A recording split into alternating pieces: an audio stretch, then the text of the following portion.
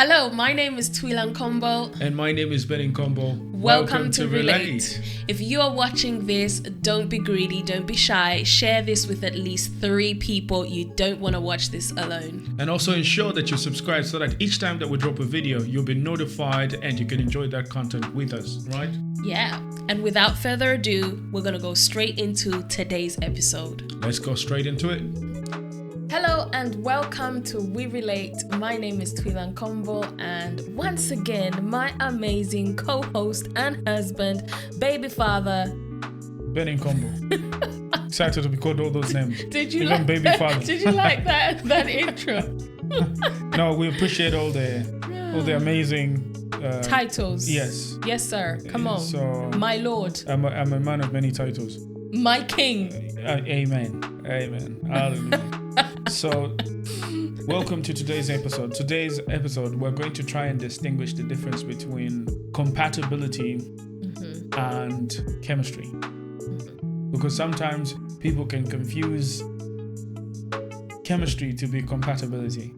Just because you feel attracted to someone, you think that you are compatible with a person. We are souls made in heaven, a match made in heaven. Yeah, simply because you are attracted. So attraction, of course, may provide you the illusion that you are compatible, and yet you are not. It's just the attraction that's working. So the simple words to use to help you understand the difference between chemistry and compatibility. For chemistry, I would associate it to attraction. And what would you associate? The sizzle. That thing. The subtle electrocution that you feel in your body. Yeah, so that's when you think or come close to your mate.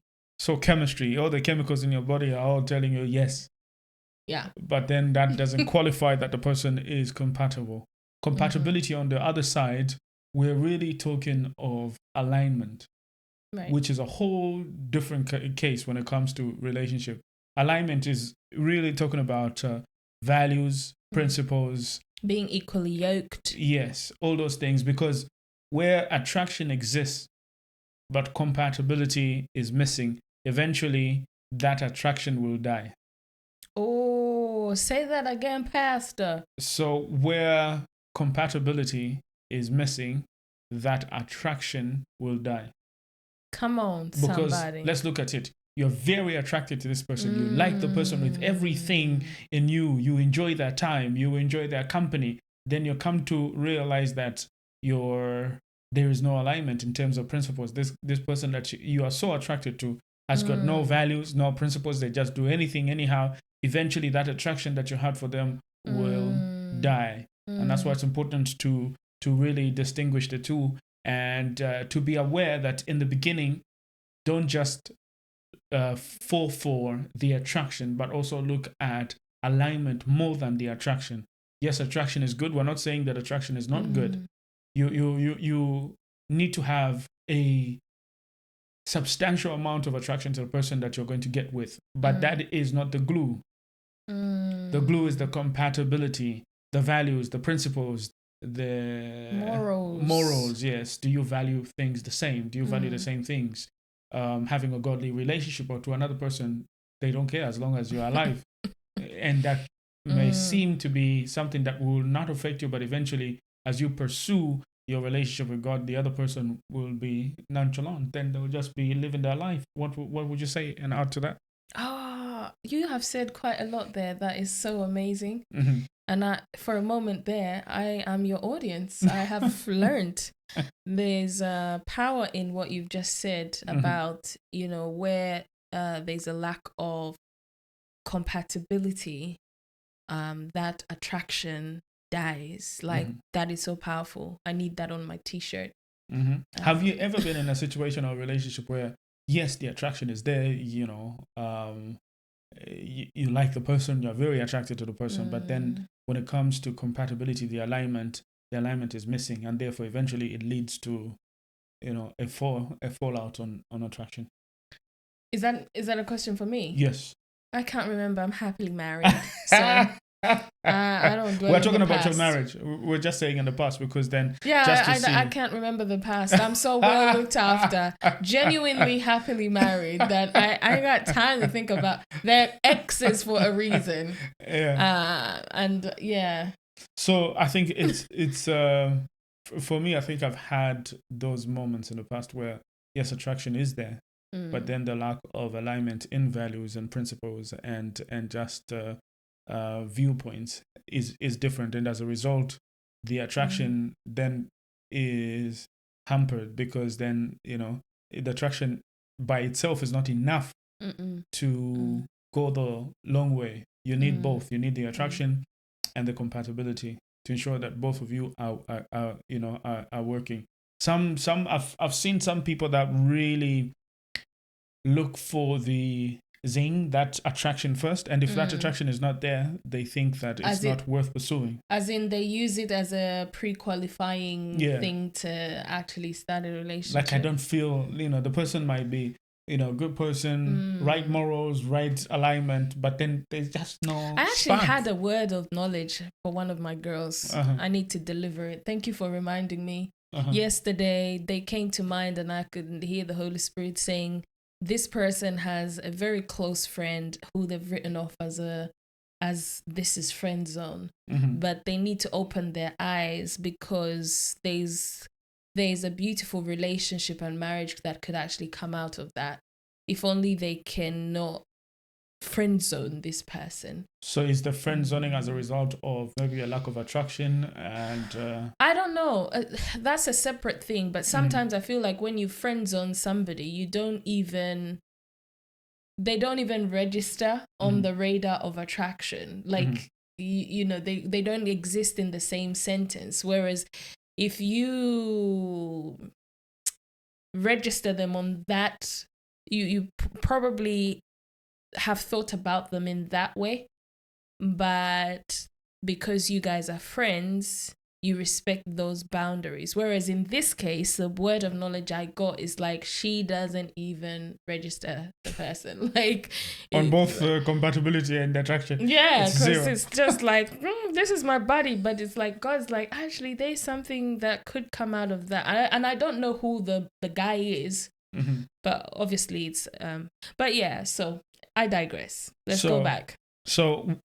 So never confuse the two. It's always important to separate the two and to also rely more on alignment in the beginning than just attraction. I do think, though, sorry to interrupt, babe, when you were asking me what I would say, I do think, though, that I think in my case, and many people might attest to this, I was obviously being serious, even though I jokingly said I'm well looked after, I don't have time to think about the past. But truthfully speaking, I think that when you are with a person you're attracted and compatible with, that attraction, the chemistry, grows even stronger, deeper, and has a more mature side to it than you first started, when you can see their morals, their values and principles unfold before you every single day.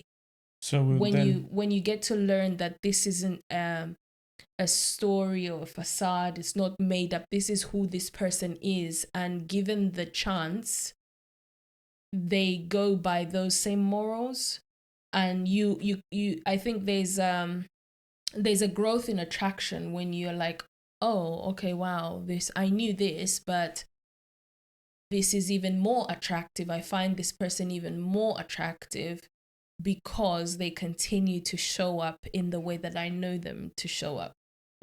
Yeah. So are you trying to say that about us? Yeah, well, come on. Pray the Lord. Yeah. Come on. More attraction, eh? That's what I'm trying to say. But you remembered your exes, so either no. Your memory is very good, or I'm not doing a great job at making you forget the former things. No, my remembrance is in seeing that, where attraction was, but there was a misalignment. It caused a break. But in this case, in the two of us, there's both the attraction and there's the compatibility, which then has made the relationship, I think, easier. Does that mean that we don't have conflict? No, we do have conflict. Yeah. Every Matter once of in a fact, while. we had one yesterday. Yeah, we did. But then the difference is conflict is not, as much as we may say yesterday, doesn't happen often. It's not the like, order of a day where it's conflict in and out.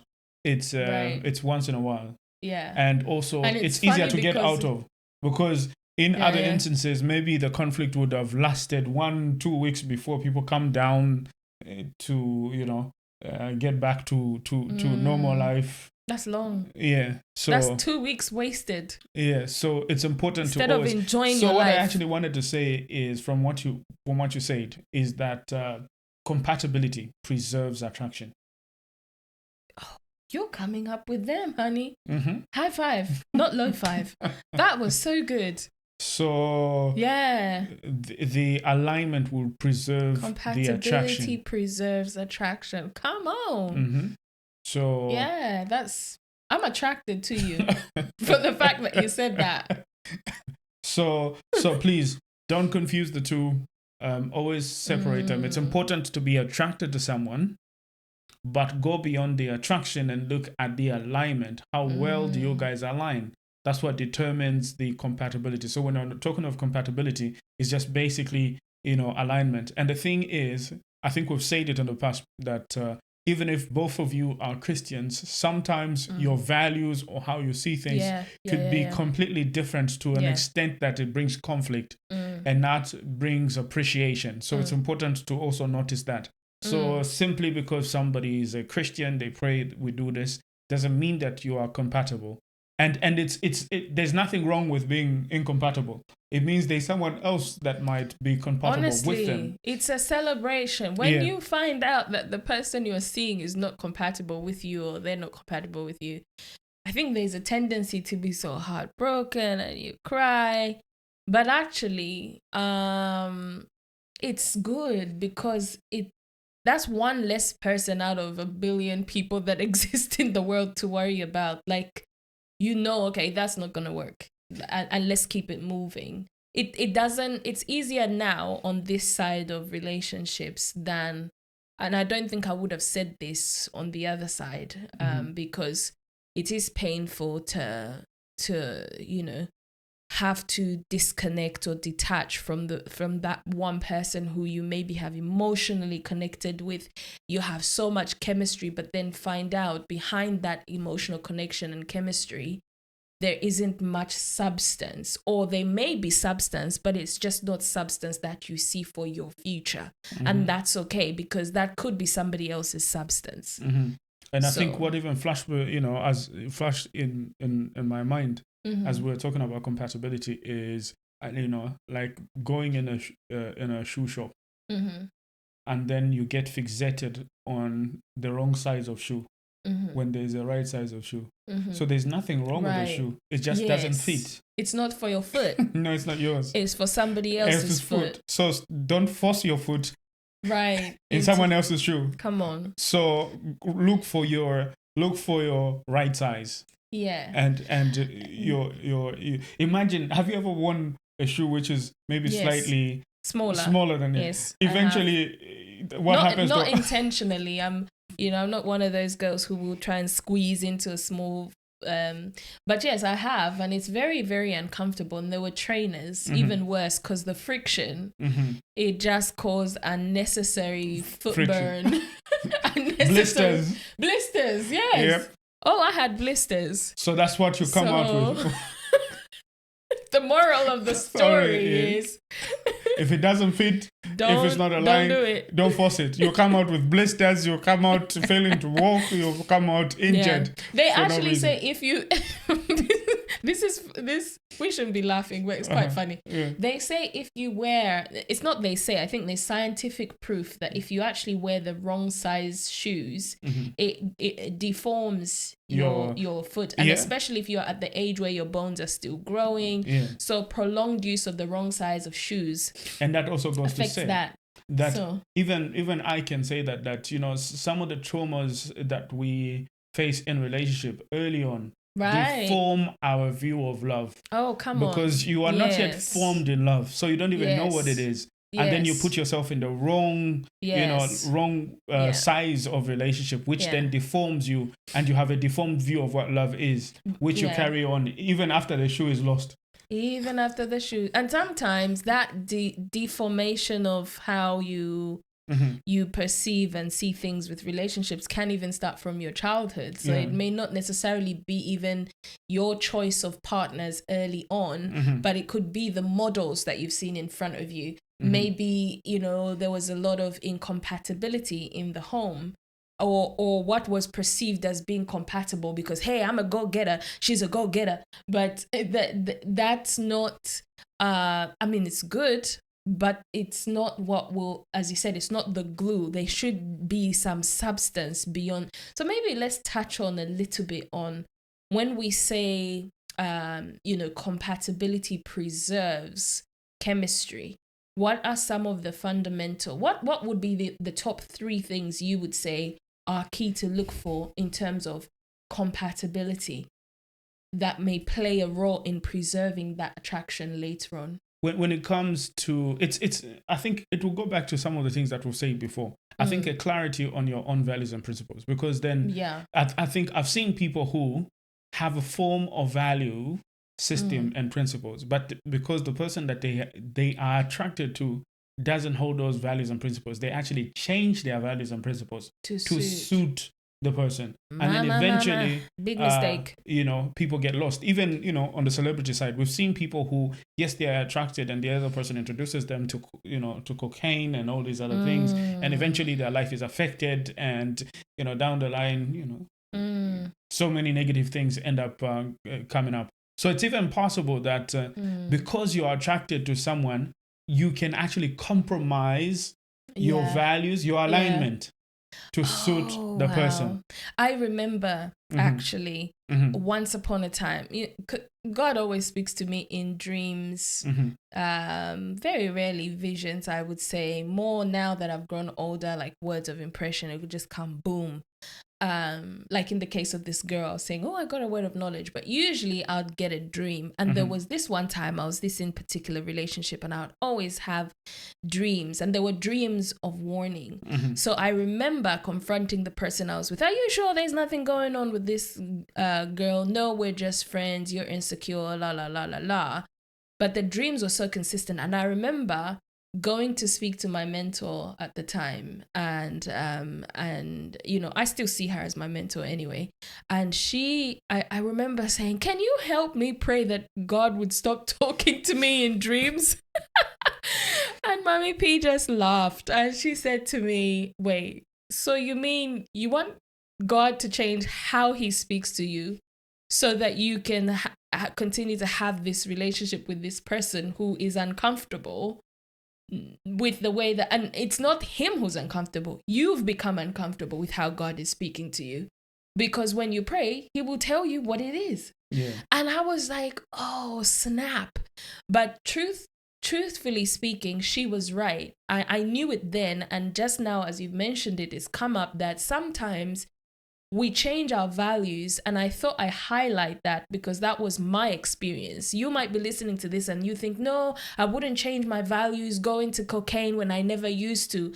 Sometimes it's actually changing your good values to suit whatever it is that you're wanting. In my case, it's like I wanted this relationship so bad that even when I prayed, Lord, show me what I don't know, and he did, I still said, well, no, don't show me. It's like the Israelites, like, no, Moses, you're not the only one who can hear God. We'll hear him. And then he comes in a mighty rushing wind and Moses, pray for us, please. We'll remain so at distance, we'll remain. So I think when we're talking about compatibility and changing your values and morals so that you suit that situation, it's not always falling into negative things. It might actually be changing the things that are unique about you, that would be valued about you, to then suit that temporary situation. So it's just being mindful of those things as well. Because they could tell you, no, you talk too much, so be quiet. So now you start forcing yourself to keep quiet and not speak. Right. And you're thinking, okay,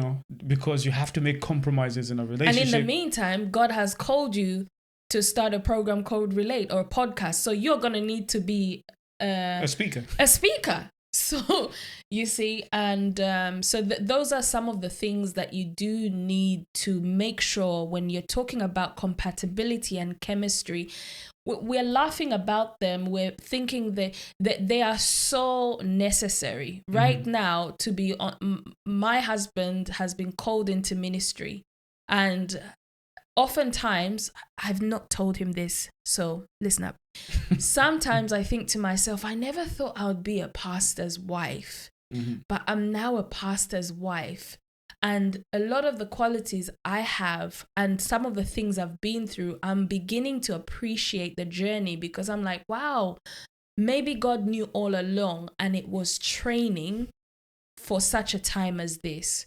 So I say that to say, if you are a young woman in a relationship that you feel that you're having to change who you are to suit that current relationship, I'm not saying break up with him, and the same goes for the men. I'm saying pray about it, let God guide you, and when he guides you and shows you dreams, vision, don't ask him to speak to you what you want to hear in that moment, because he knows where you're going, where he's taking you. And some of those things that you might be told, like my husband said, you talk too much. Maybe you need to have that voice. You need to be comfortable with speaking, because God is going to raise you in your future with whoever you get married to speak for the voiceless. So what happens now if your voice is shut down now in that relationship? So yeah. So because sometimes I think as much as change, we change over time, as we mature. But if you get in a relationship where solely the person wants you to change from what you were to something that you were not, then again there might be some friction there, because you are having to be something that you know you are not. Right. And if you get to that point where you feel that you're having to be something that you know you're not comfortable with, something that does not align with you, then that's the moment to really question what's really going on. But if it's a change, to just say, you know what, maybe it's just a bad habit that someone is suggesting. That's why you need to consider, what are they saying? Does it align? If I change it, does it improve my life, or does it make my life, And are they saying it to help you? Sometimes we can be defensive, and maybe you talk too much. Maybe even though you pivot your talking. Just a little pivot. A little bit. Talk more sense then. Nonsense. Well, could be that too. Yeah. Could be that. I mean, it doesn't mean stop talking. So Brother Paul was very passionate about killing them Christians until he pivoted a little bit. He said, "Oh, you know what? You're on the wrong side. That's the problem. It's not your energy is good. Is good, but it's just that you're doing it on the wrong side. Wrong side. You are kidding me instead.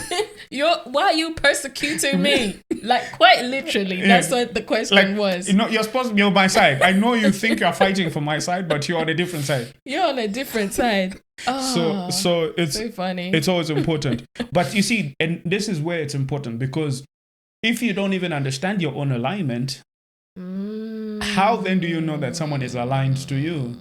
And that's why it's important to then clarify your own values, principles, and what you stand for, and make sure that these are unique to you before somebody else comes, so that when they come, then even when they ask you, so what are your values, principles, or even if they don't bring up the conversation, you can bring up the conversation yourself to see where they are, so that you let them know, to say, no, these are my values and principles, and this is what I believe and I stand for. Are you comfortable with them? And some people will honestly tell you, no, I'm not. I've had guys, who will maybe a lady says the value maybe no sex before marriage, and a guy says, no, for me, honestly, I can't. So it's a question of, okay, so now it's up to you, the woman, to say, okay, because of your attraction, are you going to compromise, or are you going to pull away and just say, you know what, you're a nice guy, but that side, gotta go. We can't deal. And sometimes, women will think, maybe let me give him what he wants. Yeah. And in return, and I will align him. Ooh. It doesn't work, honey. And then you misalign yourself instead. Wow. Yeah. And these are honest circumstances, situations these are things that are happening in the church. You find that you're attracted to a guy, but you find that this guy is not attracted to you. So you're thinking, okay, if I give him what he wants, he may eventually be attracted to me. You pay me some attention. Yeah. So you're trying to now change all these things about yourself just to get some form of attraction from this person. So they will act like they're attracted to you only to get what they want. But then once they get what they want, they'll still come and tell you, no, I'm not. And then you're thinking, oh, you used me. I was like, no, but you knew. I told you. I was watching Lateris's interview recently with his wife, and there was something powerful there where he was saying that he was showing her intention. Not attention, because there is a difference between attention and intention. And although attention is great, there's people who will come up and show attention, but they have no interest in pouring into you, helping you become better, and all this kind of stuff. And that's really key when we're talking about this chemistry, chemistry versus compatibility. And chemistry really speaks to that attention. When chemistry, the sizzle is sizzling, he's paying you attention. Hey, how are you? Just saying good morning. 12 midday. Hey, I'm at work, just getting some coffee, thinking about you. 5 o'clock, hey, I've just finished, I'm driving. Attention, girls, we love that. Come on. You're just thinking, I'm in it, I got it. Right? But then what is the intention of all the attention he's giving you? Sometimes it may be to get in your pants. Yeah. So you have to be careful that it's not that you, and this is why discovering what are the things that make you guys compatible is important, because if you can figure that out, even in the midst of the noise of attention that you are getting, what is this guy about? What is this woman about? And does his values align with mine? Does her morals align with mine? You will begin to figure out whether your level of compatibility, because your morals and everything, values, principles align, whether that is going to be enough to sustain that relationship and the attraction or not. Yeah.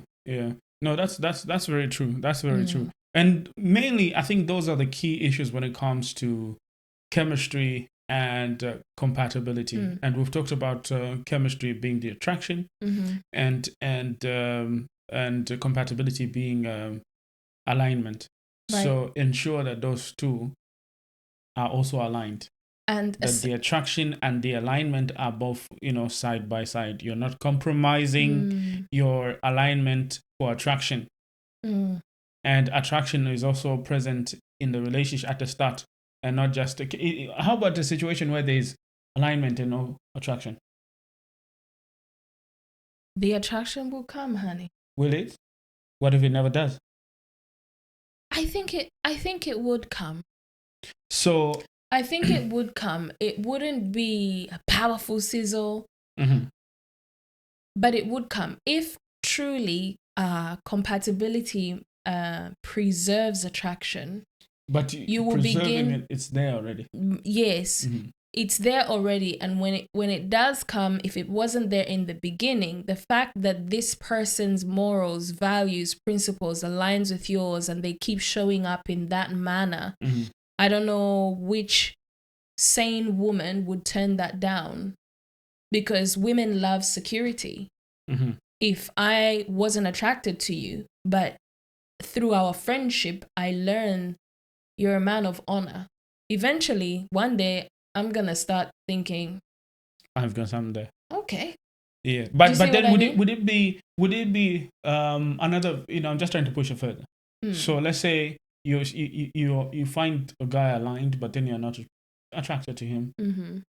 Do you make a decision, to commit at marriage level before any form of attraction is, or do you wait until you verify? Because like I'm saying, what if, in your whole relationship period, you're not attracted, and then you decide to say, okay, you know what, maybe you never know, it might come one day. You get married, and then in marriage it doesn't come. So would it be safer to say, while you're getting to know each other, that eventually as you get to know them, because in the knowing each other, you will know the good things about them and whatnot. And if attraction doesn't still come, even after knowing all those, good qualities, would it? Yeah, I mean, for us Christians, believers, let me say, marriage that's it. There's no point of return. Yeah. So we know not to mess with that unless we really know for sure that that's it. Yeah. So I think that's where maybe some people have said, I loved my wife, I liked her, but she didn't like me, she rejected me. In the end, she just said, let's just see how these things go. And, they start seeing each other and she does like him and they end up getting married. Fine. Chemistry, attraction is important because you won't spend the rest of your time just praying. he says enduring. Yes. Yeah, you won't spend the rest of the time enduring. You will need some kissing, some hugging, and obviously being intimate. Let's put it this way. You need to be as much as, let's say, that Caesar that is there at the beginning of a relationship. Yeah. Even where attraction is there, I think over time it settles down. I don't want to say it dies down, but it settles down. So it's not as sizzly as not as fizzy as when you first pop the bottle. The bottle, some carbon has gone out, so it's a bit more. The carbon has been released. There's nothing wrong. It's still sweet. It's still good. It's still popping. But so already, if the level of attraction settles down, where there's none, what happens in that case? It's a game of endurance. So ensure that at least do some verification. I'm so sorry, and what you pray. Hey. I mean, if Jesus turned water into wine, better pray that it turns to wine. Winan said that he can make your husband's heart come back just like that. Yeah. So, okay, without overly spiritualizing things, gosh, I'm in tears now, happy tears, because that was so funny, because I'm literally imagining there's no chemistry. That's a sad situation. But I don't think it's the end. I think that there's people, comment in the chat if you are comfortable.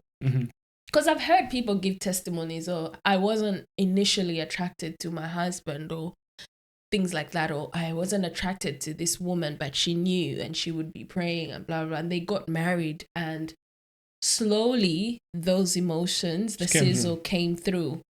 I honestly, if, like I said, just one example of women loving security. If a guy makes you feel secure, even though there was no attraction from before, somehow your heart will start warming towards that person. I really believe that. And also now I'm beginning to think that maybe also maturity plays a role. Because if you're a person who cannot live without the attraction, eventually you will go looking for it elsewhere.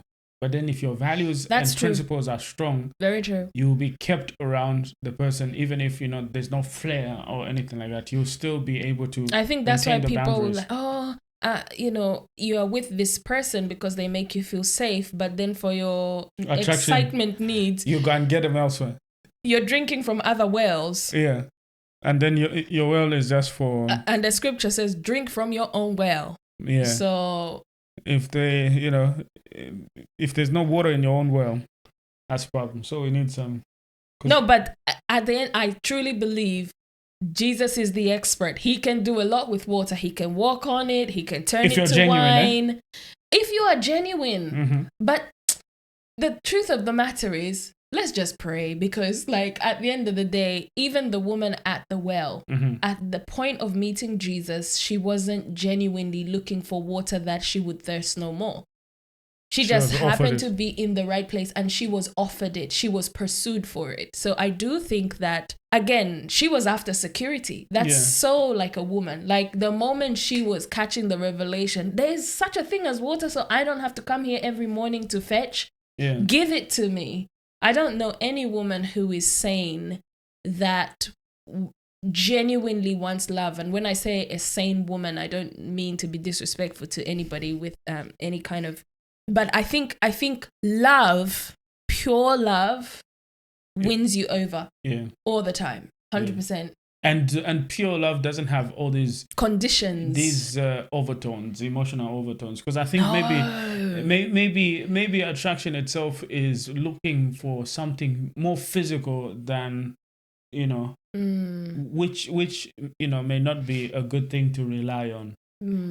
So it's important, because we've said that even where attraction is strong, if there's no alignment, eventually that attraction will die. Right. So there's no guarantee, even when there's great attraction, that relationship is going to be will be the amazing thing. No, it could actually die. It would be suffocated because of the lack of alignment. Yeah. So that tells you that attraction, as much as it's a good thing, it's not that important where alignment is missing. So there has to be a balance. We would actually even say that alignment is more important than attraction. Oh yeah. Right? Yeah. I think you can lose a lot of amazing things. You can actually disrupt your family life if you don't guard your compatibility more than you cover or protect your attraction. The attraction part, I really think, does take care of itself when those things that make up why you guys align, why you're compatible, are taken care of. I hope that you had an amazing time listening to that episode, but more importantly, we really hope that what we shared has helped you pick one or two things to help your relationships thrive. And if you've got any particular questions that you'd like answered, please don't hesitate to reach out to us using the details that you'll see on the screen or in the description below. Send us those questions and we'll consider those questions for future episodes. Finally, we are super excited to announce that we have the Relate WhatsApp community for people who are serious about making their relationships thrive. Why don't you join us by using the details on the screen or the self-adding link that is in the description below. We'll see you in the next episode. Bye-bye. Bye-bye.